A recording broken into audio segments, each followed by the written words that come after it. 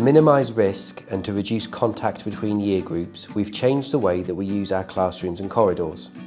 Previously, students would move around the school site to their lessons. However, to avoid students mixing and sharing classrooms, students will for the most part stay in their classrooms and staff will now come to them.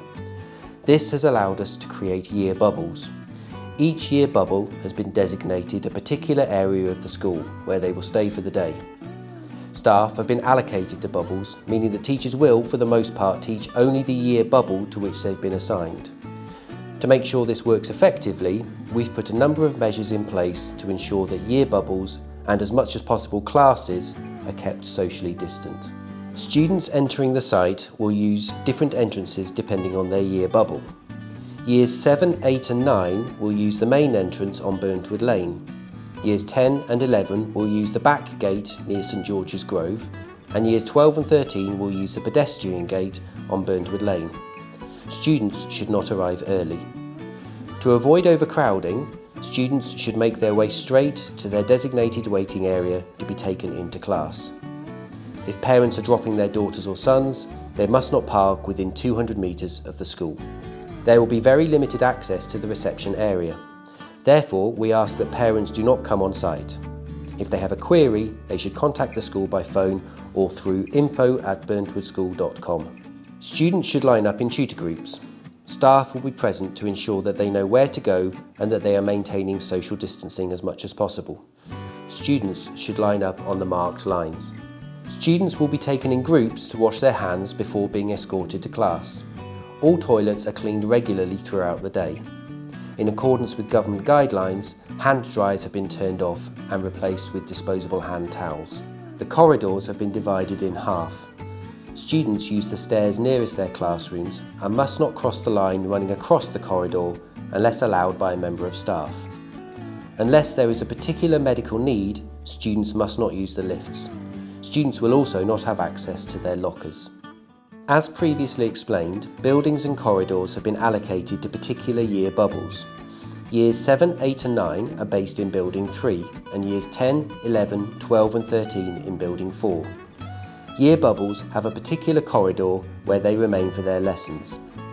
Most students will stay in their class and remain in the same desk for the duration of the day. Desks have been arranged in rows facing forwards to reduce face-to-face contact with others. To minimise movement, staff will come to the class.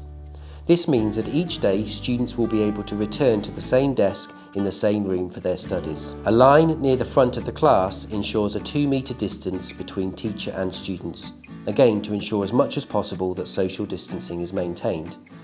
Homework and classwork will continue to be uploaded online, but if work does need to be physically collected, it will be left for 72 hours either side of being marked. Classrooms are cleaned each evening and all have sanitisers and wipes, but students should bring their own sanitiser with them to school, and this should not be shared with others. The catch it, bin it, kill it approach continues to be very important, so we have placed tissues and lidded bins in every classroom to support students and staff to follow this routine. Windows and doors will remain open to increase airflow in the classrooms and around the buildings. If a student needs to use the toilet, they will be able to use the toilet on the year bubble corridor. In some cases, students may need to move classrooms to a specialist space. When this happens, the same arrangements for cleaning and social distancing remain. When coming to school, students should wear school uniform, but blazers will be optional until Christmas, when we will review that situation. Students must bring a pencil case with pens, pencils and other equipment that they will need for lessons. Students may bring a mobile phone to school, but in the interests of good hygiene, it must remain in their bag for the duration of the day, including during any breaks or lunchtime. This applies to all electronic devices, including headphones and earbuds. In accordance with government advice, we have disconnected all water fountains. It is therefore very important that students bring with them a bottle of water to drink in class and during break. We will only be able to offer food at lunch, so students should bring a light snack such as fruit in case they get hungry. To ensure that year bubbles are kept apart, students' lunch is at staggered times and students will be allocated a bubble zone. Students will collect their lunch from one of 3 stations. These will each have the same offer of hot and cold food. It is important that students stay in their clearly marked zones, and staff will be on duty to ensure that this happens. In line with government guidance, students will socialise in groups of no larger than 6. In case of inclement weather, students will stay in their allocated classrooms. The end of the day has been staggered to avoid crowding at exits. Students leave from the same gate that they entered the site. Again, it is vital that parents waiting for daughters or sons maintain 200 metres distance from the school site.